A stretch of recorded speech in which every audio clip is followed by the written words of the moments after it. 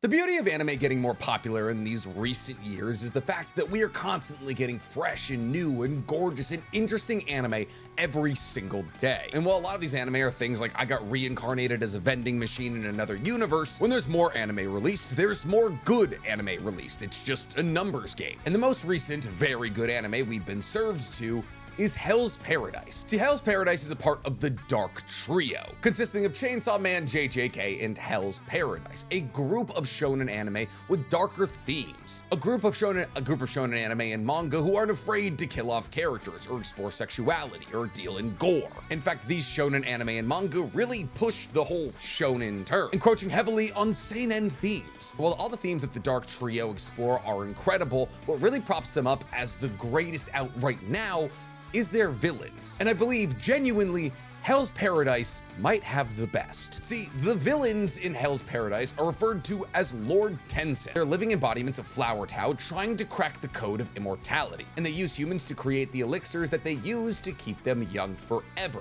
10. But who are these Lord Tenzin? What are their relationships to each other? Do they have individual motivations? And most importantly of all, what are their abilities? Well, today we're going to be answering all those questions and more, because today we're doing the Lord Tenzin Ranked and Explained. But before we rank or explain anything, guys, please, for me, like this video, subscribe to the page, and hit that noti bell. And if you guys are feeling particularly generous, go ahead and follow my brand new anime podcast that I'm doing with Danny Mata, where we break down everything that happened in anime this week. It's available on YouTube, Spotify, and Apple Podcasts. So the Lord Tenzin, the final bosses of Hell's Paradise, the 12 Kishikai of the universe, 7, technically 8 beings who all split off from one being over 1,000 years ago. The Lord Tenzin have ruled over Kotaku, which is the name of the island that Hell's Paradise takes place on, for 1,000+ years. And over the course of these 10 years, every single one of the Lord Tenzin have been focusing on how to perfect their Tao. See, there's 5 instrumental practices to perfecting one's Tao. There's Doin, Taisoku, Shuetsu, Shoten, and Bochujutsu, each of which are different exercises that you can do in order to perfect your Tao. And every single Lord Tenzin has been assigned to one of these 5 principles to study over the course of thousands of years, because they believe that the perfection of Tao is also instrumental in the creating of immortal life. On top of this, they've been trying to concoct the legendary elixir of life this entire time. And the current best way they have to create this elixir of life that keeps them all young and immortal is to create Tan out of humans who come to their island. Now, Tan requires that these humans be taken over by Flower Tao. And these humans, when taken over by Flower Tao, are given a form of immortality. However, that immortality has them simply growing into the ground with a smile on their face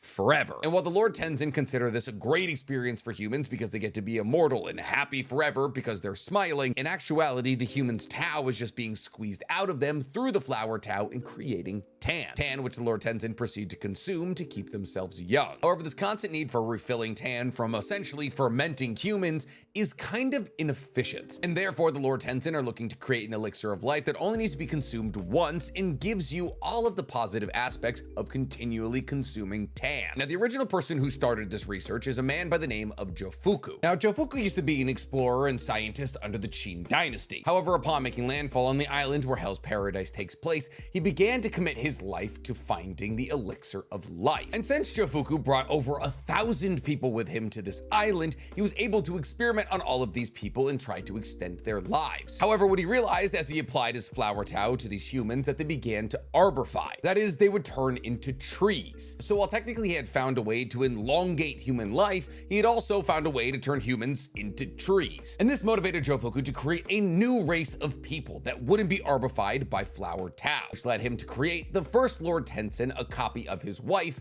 Reen. From that moment on, the Lord Tenzin ruled over Kotaku. However, the Lord Tenzin weren't the only people on the island, as there was also the Hoko. See, the Hoko in actuality are humans. However, they're humans who have been given Flower Tao and therefore have arbified. You see, the Hoko are essentially just a pet project for the Lord Tenzin to see whether or not humans would be able to achieve immortality in the same way that they have. The Hoko revere the Lord Tenzin as gods, as they believe the Lord Tenzin were created when a great man split himself into 7 heavenly entities. However, this isn't true, as the Lord Tenzin were all created by each other, specifically Ri. And in actuality, the Lord Tenzin were simply using the Hoko for research purposes. Now, when the Lord Tenzin find the true way to create the elixir of life, their goal is to invade Japan, at which point they would release paradise butterflies, which have the ability to arbify humans and make them turn into essentially tan creating machines so they could mass produce this elixir. And that's pretty much the Lord Tenzin in a nutshell. But what about the individual members of the Lord Tenzin? Because every single one of them is relatively unique with their own abilities and own motivations. Because like we've already touched on, every single one of the Lord Tenzin studies their own principle of Tao. And the principle of Tao that they've studied for 1,000 or so years greatly affects their personality. So let's get to our ranking and explaining. Now, while there is technically 8 Lord Tenzin, only 7 are considered the leaders of Kotaku. And that's because the 8th person on our list is a Lord Tenzin who escaped all the other Lord Tenzin. That Lord Tenzin would be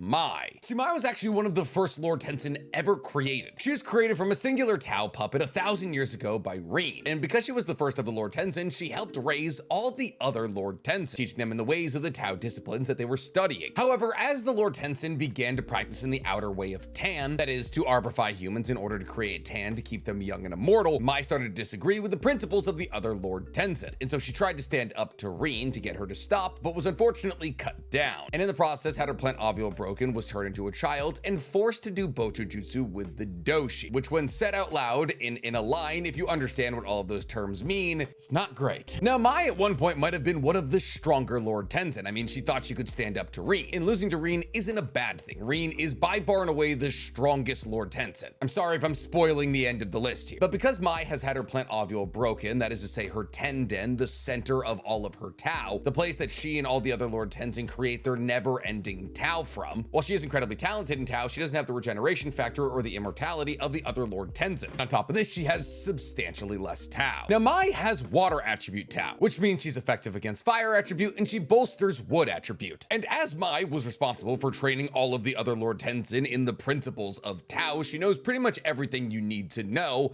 about Tao. However, the only real way we've ever really seen Mai use her Tao is by releasing a massive amount of it all at once to create craters. However, unfortunately, when she uses this Tao, especially in massive amounts, since her Tanden is broken, it ages her up. And while this doesn't necessarily sound like a bad thing, we don't need a child running around. If Mai uses enough Tao, she'll eventually reach what her old body used to be. That is the body she was created with by Rin. However, if she ever reaches this original body's age, she'll begin to arbify. Now, Mai is able to absorb other people's Tao in order to make herself younger again. She can do this through the consumption of Tan, or simply by coming into contact with somebody with the wood Tao attribute. Wait, no, metal. She has to come into contact with somebody with the metal attribute. That's one of the less intuitive ones. On top of this, Mai has been shown to have the ability to create Tao illusions, very similar to Genjutsu, which is what the leader of Gabimaru's shinobi village specializes in. On top of all of this, as a Lord Tenzin, she is able to enter a Kishikai state, where she becomes essentially a giant flying moth plant, where she has giant wing-like flower petals that are able to give her flight and also create massive gusts of wind. Gusts of wind she can use to blow away her enemies entirely. Now, after Mai, we'll start with the actual Lord Tenzin, and by far the weakest out of all of the actual Lord Tenzin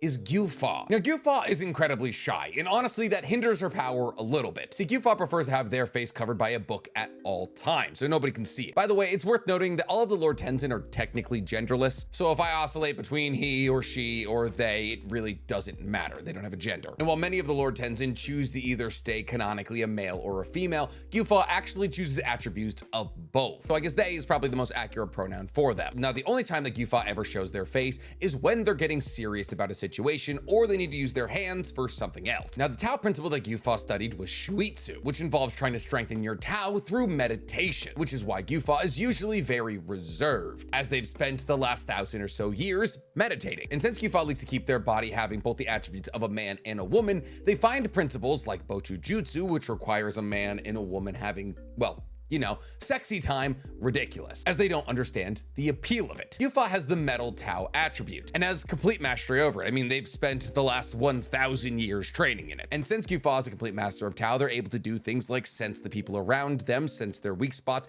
and enhance their physical attacks. On top of this, Gufa, much like Mai, is also able to create Tao illusions, which they usually use to depict what happened in the past or what they believe is going to happen in the future to other people. On top of this, the pressure of their Tao is so intense that that simply by releasing their Tao onto their enemies, they can make them fall to their knees, completely paralyzing them. And as a member of the Lord Tenzin who has the metal attribute, the only way that Gufa can be killed is if somebody with the fire attribute of Tao destroys their tendon. However, one of the things that makes Gufa a very interesting entry into this Lord Tenzin list is the fact that they choose to remain fully genderless, towing the line between both genders, as switching between male and female for a Lord Tenzin is actually very important for their power. See, for the Lord Tenzin, male and female represent yin and yang, and therefore the Lord Tenzin will oscillate between yin and yang to recover lost chi, or Tao. However, since Gufa takes the middle path, which is actually one of the most important things in Tao, they have a continuous chi and or Tao cycle that allows them to generate more Tao than your average Lord Tenzin. However, even though hypothetically this should make them one of the stronger Lord Tenzin on this list, everything we've seen from them in terms of battles is kind of nerfed from the fact that they're very subdued comparatively to their brothers and sisters. Gufa has an apparent lack of aggression, and their shyness usually results in them not going all out. And the only time we ever saw Gufa go all out is when they released their Kishikai form. However, it was explicitly stated that they were only able to hold onto their Kishikai form for a half hour, which seems shorter than all the other Lord Tenzin. See, we don't know exactly how long the other Lord Tenzin are able to withstand their Kishikai form, but the fact that it was brought up multiple times that Gufa had a very apparent clock on their Kishikai form makes me believe that they can't maintain it as long as the others. And so, even though Gufa is able to take the middle path by remaining genderless and therefore is able to generate more Tao, it doesn't put them above any of the other Lord Tenzin on this list. Which brings us to the next entry on this list, Zhujin. See, Zhujin was assigned to the Tao principle of Taisoku, which involves mastering your Tao through breathing disciplines. That is to say, mastering breathing techniques in order to master your ability to create Tao. It's similar to meditation, but different enough that it deserves its own specification, apparently. Zhujin is actually the first Lord Tenzin we meet, and they proceed to take one of the greatest characters in the early parts of Hell's Paradise away from us, making them one of my least favorite characters in this entire manga. However, it was Zhujin who made us realize that the Lord Tenzin were on a different level entirely from all of our favorite characters. As in the early days of the manga, we see Tenza and Shion and even Gabimaru go toe-to-toe with Zhujin, and Zhujin outclasses every single one of them. It was actually Gabimaru's battle against Zhujin that made him realize that without mastery over Tao and understanding what hinders what and what aids what, they had no chance against the Lord Tenzin, and they had even less of a chance against the Lord Tenzin in a one-on-one match. Zhujin is incredibly physically strong, being able to create craters in the ground with his bare hands and match the superhuman strength of Gabimaru, even going so far as to make his body, which can't be cut by traditional blades, bleed and a whole lot. Zhujin is also one of the fastest entities we've ever seen, as he was able to read Tenza's sword strikes, and Tenza is well known for his speed of his sword play, being one of the fastest of the Asaemon when it comes to sword play. Yet Zhujin was able to read his attacks effortlessly and dodge them so long as he had seen them twice. Zhujin has water attribute Tao, which means he's hindered by earth, and his Tao enhanced strikes are so strong they're able to punch through the bodies of his opponent, even if he's only using one finger. On top of this, Zhujin's control of Tao is so incredible, he's able to control inanimate objects with the use of Tao, being able to animate corpses or control the tip of a blade, as inanimate objects also have Tao. On top of this, Zhujin has an ability known as Tuate, where they're able to shoot their Tao long distances through the medium of invisible projectiles, giving them real-life finger guns. On top of this, Zhujin's regeneration is as good as any of the other Lord Tenzin, as Zhujin was able to recover from being slashed 215 times by Shio. And Zhujin, much like our previous entry, is also able to keep their body in an androgynous state that draws the line between the two genders in order to recover Tao faster. However, it's stated they can only hold this form for so long. But speaking of forms they can only hold for so long, let's talk about their Kishikai. Zhujin's Kishikai forms turns them into a Bronchiosaurus, but make it flowers. And this form allows them to release lightning from the bulb of their flower. Lightning so strong that it's able to devastate the entire surroundings. On top of this, since Zhujin is basically a dinosaur in this state, they're also able to use their prehensile tail to annihilate the surroundings or to grab their opponents. Now, Zhujin is also only able to maintain this form for a half hour. However, the difference between Zhujin and our previous entry is that Zhujin figured out a little hack to get around this time constraint. See, Zhujin was able to find a way to undergo partial Kishikai transformation, where they didn't need to turn into a giant dinosaur made out of flowers, but instead a combined chi body that was able to harness the abilities of the Kishikai transformation. Now, a combined chi body is what they call having both male and female attributes, and because Zhujin found a way to combine this form with their Kishikai form, they were able to create Tao while using their Kishikai abilities, which pretty much obliterated the time constraint of a half hour, making them significantly stronger than Gufa. Jufa, but not stronger than our next entry, which is kind of a weird entry, because our next entry is a combined entry, because after Zhujin, we have Jufa and Taufa. Now you're probably wondering why I have two people taking the same spot here. Well, it's because for all intent and purposes, Jufa and Taufa are the same person. They're kind of two sides of the same coin, and there's a canonical and very logical reason to that. See, Jufa and Taufa are supposed to be the physical representation of yin and yang, at least amongst the Lord Tenzin. This is because Jufa and Taufa were elected as partners to study Bochu Jutsu, which means for the last 1,000 or so years, Jufa and Taufa have been smashing bits. Now, while this might sound like a pointless excuse to throw in some fan service, it's actually not. See, while all of the Lord Tenzin are genderless, both Jufa and Taufa seem to maintain a gender, with Taufa maintaining a female gender and Jufa maintaining a male gender. Now, the reason they do this is because, once again, they are supposed to be the physical representation of yin and yang, and by participating in Bochu Jutsu with each other, they're both coming to a better understanding of yin and yang, as Bochu Jutsu allows you to better understand the Tao of the person you're engaging in it with. And so, for the last 1,000 years, they've constrained themselves to either yin or yang because they understand yin or yang through Bochu Jutsu with each other. However, since they've spent the last 1,000 years banging, they're a lot closer than any of the other Lord Tenzin, holding a genuine amount of love for each other. However, just because power-wise Jufa and Taufa are essentially the same person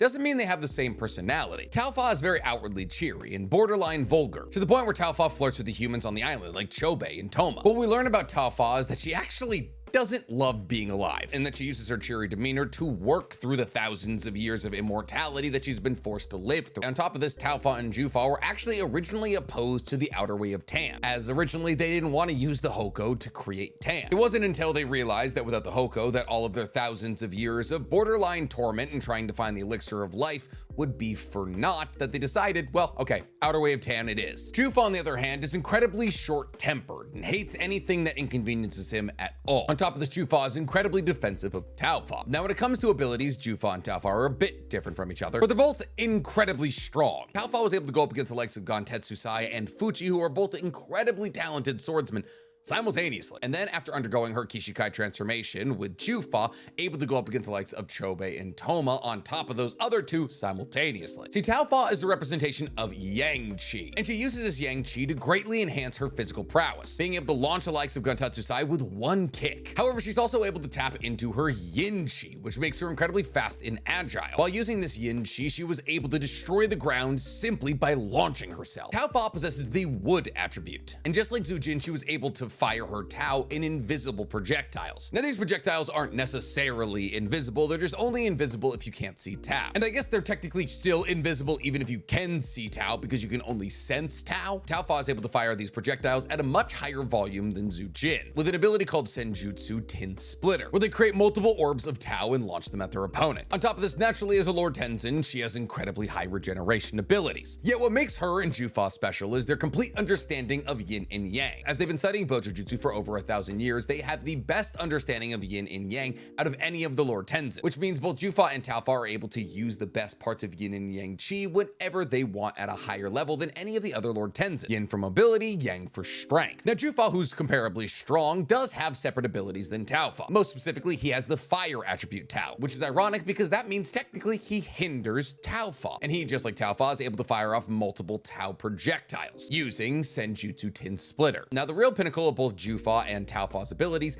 is their combined Kishikai transformation, which comes in two variations, offensive and defensive. In order to pull off this Kishikai state, Taufa has to fuse with Jufa, and once they fuse together, they create a monstrous flying bird type Kishikai that's able to fly at high speeds and release shrill shrieks that damage the eardrums of all around. And if they open their combined heads at the top of this Kishikai formation, they're able to release vines that are able to attack all their enemies. On top of this, at the bottom of this bird-like formation, they have more vines. However, these vines release spores that are able to attack their opponents on a mental level, as the consumption of these spores causes the person who's consumed them to laugh uncontrollably. Outside of this, their vines are also capable of firing off Tao projectiles. However, should the need arise, they're also able to change into their defensive form, which also has the ability to fly, but grows a substantial more amount of vines. And these vines not only protect their body, but also add to their attack power. However, just like all the other Kishikai on this list, they can only hold this form for a half hour. But the advantage that Jufa and Taufa have is that this form can only be defeated if you slash both of their tendons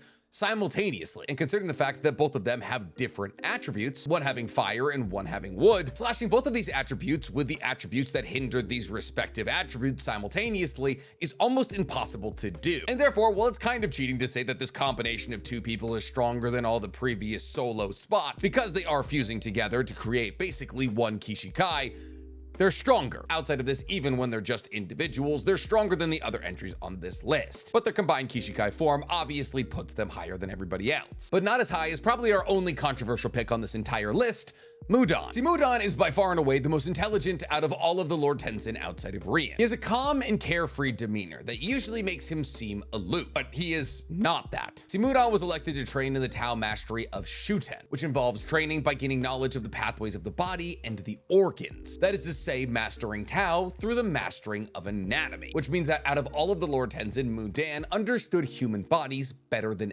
anyone, as for thousands of years he had been studying their anatomy and the anatomy of Lord Tenzin and Hoku and basically anything he can get his hands on, because everything on Earth has Tao, so he would have to figure out how the body's pathways and organs affect said Tao, which means that Mudan basically has the best understanding of the weak points in a body as it pertains to Tao, which means when it comes to intelligence and as that pertains to killing, Mudan is only second to Rian. But he's more than just smarts. Mudan also has enough strength to crush stone with his bare hands. He had the speed to keep up with the legendary Kunoichi like Yuzuriya, and was able to battle off Yuzuriya, Senta, and Sagiri with next to no effort. See, Mudan possesses the Earth attribute of Tao, and his mastery of Tao is so complete that he doesn't even need eyes, as he was able to dodge Yuzuriya and Senta's attacks simultaneously without him. But honestly, the most important thing when it comes to Mudan's kit is the fact that he understands where weak spots are on individuals, and therefore is able to enhance his Tao attacks and hit these weak spots with little effort. On top of this, Mudan is able to do things like fire Tao blasts from his mouth and manipulate the Tao in the air to give himself flight. He also has the ability to use a thing called Hojutsu, which allows him to conceal his presence entirely and sneak up on people. While he's also able to do all of the other things we've listed from Lord Tenzin on this list thus far, like Senjutsu Tin Splitter. However, when he uses Senjutsu Tin Splitter, he creates Tao orbs the size of boulders. And as a wielder of the Earth Tao attribute, the only way he can be weakened is through the use of a Wood Tao attribute. And last, but definitely not least, Mudan also has a Kishikai transformation, which I honestly always forget isn't Tao Fa and Jufa's transformation, because in this transformation, he has two bodies. However, his Kishikai transformation is the scariest one yet, because his Kishikai transformation generates multiple vines, and there's a lot of people who have generated vines thus far,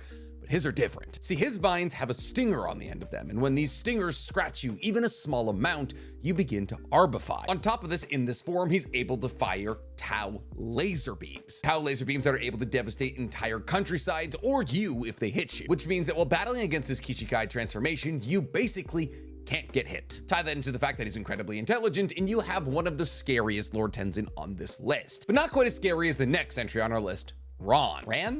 Probably Ran. See, Ran is undeniably the best fighter of the Lord Tenzin, and when considering who's stronger between him and Mudan, do you want to weigh intelligence or raw strength? Ran is kind of an anomaly amongst the Lord Tenzin because he believes they're all family and actually has very intimate feelings towards all of them, so much so that when he was reunited with Mei after years of not seeing her, he begged her to come back. However, this empathy does not extend to humans. See, the Tao principle that Ran specialized in was Doin, which focuses on trying to better your Tao circulation through physical exercise. Which means for 1,000 years, this man has been lifting. He go gym.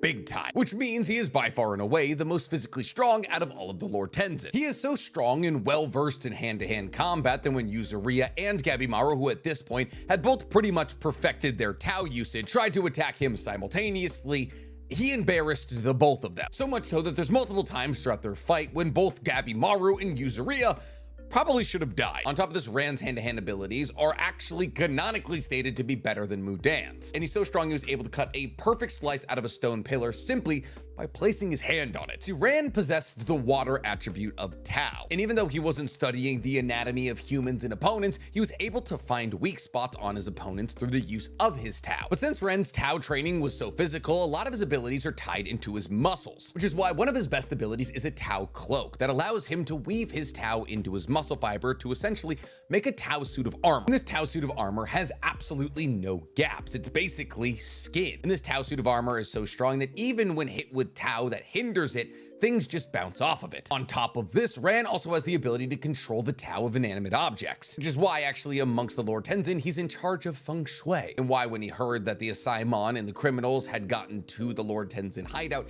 that he immediately changed the layout of the entire castle, something that he said was barely a feat for him at all. But all of these feats, just like with every other Lord Tenzin, barely compare to his Kishikai transformation, which has him essentially become a titan with 4 arms. And in this form, he was able to punch so hard he could launch compressed air attacks that were so strong they destroyed half of the Doin temple. And he loses no speed in this form, as he was still able to go toe-to-toe with the likes of Gabimaru and Yuzuriya in this form. And this form's Tao armor was just as complete as Ran's base form, as even Tao attacks that should have hindered his Tao fell short. But even the Kishikai form of a man who spent 1,000 years lifting doesn't compare to the last entry on this list, the person we all knew was the strongest Lord Tenzin from the very beginning of the video, Rian. See, Rian is the leader of the Lord Tenzin, and for a reason. They are the true ruler of Kotaku, and their only motivation is to gather enough elixir of life, or Tan, to revive their late husband, Jufuku. She is the main antagonist, the baddest bitch. She is also the creator of all of the other Lord Tenzin. Rian's strength is incomparable to any of the other Lord Tenzin on this list. He was able to defeat a fully transformed Shobei who had gained Flower Tao and had basically become a Lord Tenzin himself in one attack. Rian has also gone toe-to-toe with multiple Iwa Shinobi, some of which were said to be the strongest Iwa Shinobi in the entire clan, and has gone toe-to-toe with the strongest Asaimon with next to no effort. It's stated that if the 9 most powerful people on Earth all fought Rian 10,000 times, they could never find a way to beat her once. And when it comes to intelligence, especially around that of Tao, she is the most intelligent entity in the universe, as she spent 1,000 years studying all 5 principles of Tao, all in the pursuit of creating the elixir of life. On top of this, Rian is able to read the future of anybody she wants to, being able to tell somebody their lifespan or what's going to happen to them in the future. On top of this, like all other Lord Tenzin, she's able to switch between yin and yang, chi in order to either be incredibly agile or very strong, being able to dodge an attack from the strongest Asaimon, Shugen, to the point where she simply appeared on top of his blade after dodging. See, Rian possesses the earth attribute of Tao, and much like all the other Lord Tenzin, she was able to fire off highly concentrated Tao bullets. However, her Tao bullets could be fired with a simple flick of the wrist, and these Tao bullets would punch through any opponent they were launched at. Not to mention she could create massive Tao balls that would devastate entire temples. On top of this, she's able to manipulate the Tao of both living and non-living things, which she demonstrated to Chobei when she lit a candle from a distance. She's able to control the fire shot at her through the usage of Nimpo by Iwa Shinobi. She's been seen to control the Tao of her ship to sail through the ocean, and if that ship catches on fire, she's able to suppress the fire and immediately repair any damages done to said ship. Through this ability to control the Tao of basically anything, she's basically